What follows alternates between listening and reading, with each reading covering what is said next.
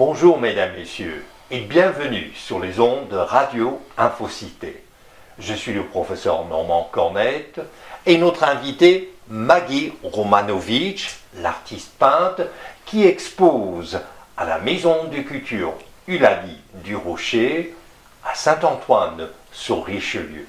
Voici une de ses œuvres qui s'intitule Soleil hivernal, qui va de pair avec cette exposition dont le titre est Un cosmos pictural. Alors, souvent, Maggie Romanovic, j'ai l'impression que vous jouez sur les contradictions. Le soleil, mais en hiver, ou la lune qui est rouge.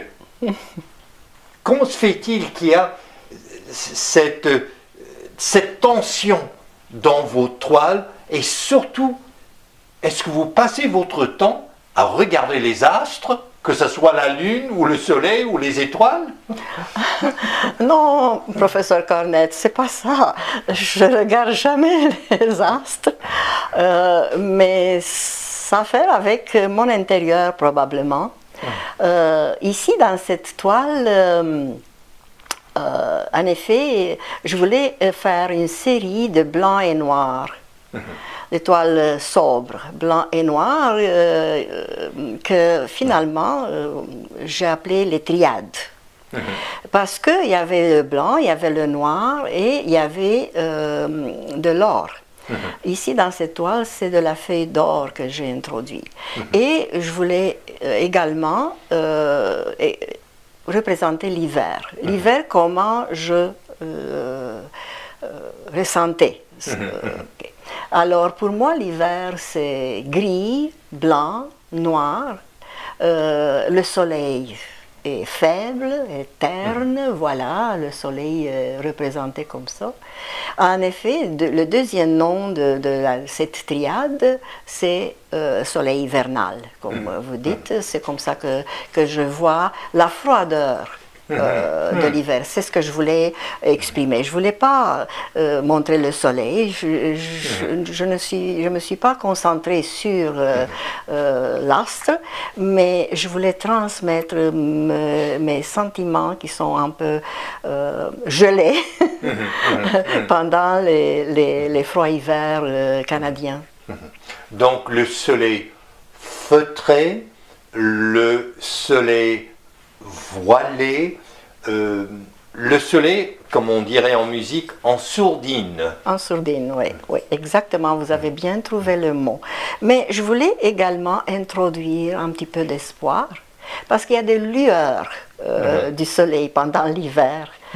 Vous voyez la feuille d'or et quelques points dorés aussi à l'intérieur, disons, du soleil. Je ne sais pas si c'est un secret, ce n'est pas un secret, je vais vous le dire. Quand j'ai réalisé la toile, comme j'ai toujours l'inclinaison naturelle de faire des cercles, je l'ai fait comme ça, en pensant à une triade. C'est par après, en regardant la toile, même un an après, parce que ça vient de 2020-2021, j'ai réalisé que, en effet, c'est un soleil hivernal. Froid, faible, avec quelques lueurs. Dans l'histoire de l'art moderne, il y avait le mouvement minimaliste. Un minimum de couleurs, un minimum de formes. Or ici, au début, je ne vous reconnaissais plus. Je vous connais comme coloriste hors pair. Mais vous êtes quelque part comme un caméléon qui là maintenant est devenu artiste peintre minimaliste dans cette série. Oui, ça peut m'arriver. Ça peut m'arriver quand je veux transmettre quelque chose de simple, clair. Voilà, c'est le froid d'hiver, il n'y a pas de couleur, il n'y a rien de plus que certaines lueurs d'espoir qu'on va avoir le printemps. Et que l'hiver a quand même sa beauté si on fait attention et on la cherche. Et en parlant de minimalisme, là, on a beaucoup cette On a la couleur noire, on a du blanc. On pourrait croire qu'il s'agit d'une opposition, d'une dichotomie, d'une division, mais j'ai l'impression que pour vous, il n'y a pas là de contradiction entre le noir et le blanc. Il s'agit de les réconcilier. Oui, peut-être que j'ai pensé à ça de façon inconsciente, mais c'est vrai que l'hiver est pauvre en couleurs. Et que traditionnellement, on présente l'hiver en gris, en blanc et quelques lueurs d'ocre, et c'est tout. En général, les paysages d'hiver sont faibles en couleur, à moins qu'on introduise, je ne sais pas, la lumière des fenêtres d'une maison ou un enfant qui joue avec un foulard rouge. Mais pour le reste, c'est ça mon sentiment que j'ai envers l'hiver. C'est minimaliste, c'est pauvre en couleur. C'est ce que je voulais représenter. Oui. Et cette œuvre est très gestuelle. Ouais. On a l'impression qu'il y a de l'action sur le plan pictural, que c'est dynamique de ce côté-là. Oui, c'est que si c'est pas par les couleurs que j'exprime mes sentiments, c'est sûr que c'est par la gestuelle.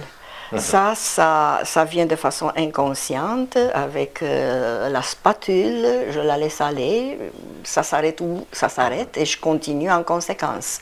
Les cercles, ça fait partie de mon inconscient, là, je fais des cercles en général partout, même si ça ne représente rien, c'est une touche qui veut dire que j'aimerais avoir le cercle, c'est comme la perfection, c'est comme on revient là d'où on est parti, c'est un cycle, c'est tout ça, c'est quelque chose de complet. De complet. Oui. Et ici, je ressens beaucoup le mouvement, un élan, comme un jet. Oui. Vous l'avez créé dans un tel esprit d'élan? Oui, c'est une tempête, c'est une tempête d'hiver. Ah, une tempête hivernale. Oui, ça se peut, oui, une tempête hivernale. En effet, dans la série des Blancs et Noirs, j'ai une toile, la dernière, qui s'appelle Tempête hivernale, où il y a plus de gestuels qu'ici.